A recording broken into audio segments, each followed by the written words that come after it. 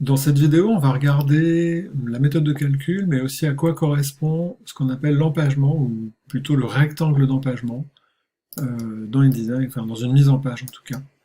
Ici, ce que j'ai symbolisé sur cette double page, c'est ce qu'on appelle un empagement courant. Ça veut dire que le rectangle d'empagement, c'est la place que va occuper le texte, occupe les trois quarts de la page. Donc on détermine donc la taille de ce rectangle d'empagement, mais bien sûr les marges aussi.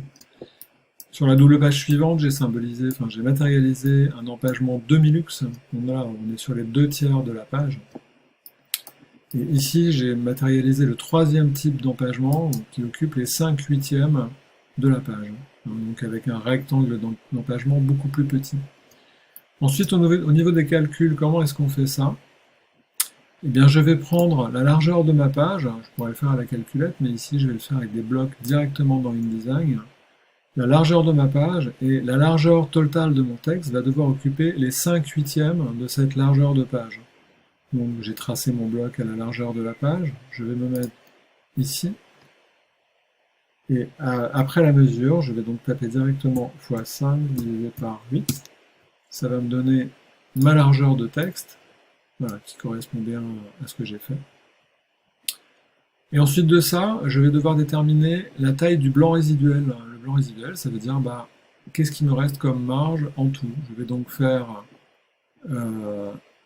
210, qui est la largeur de ma page, moins la taille de ce bloc.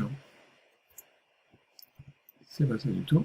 Alors 210 moins 131,25, 210 moins 131,25, ok.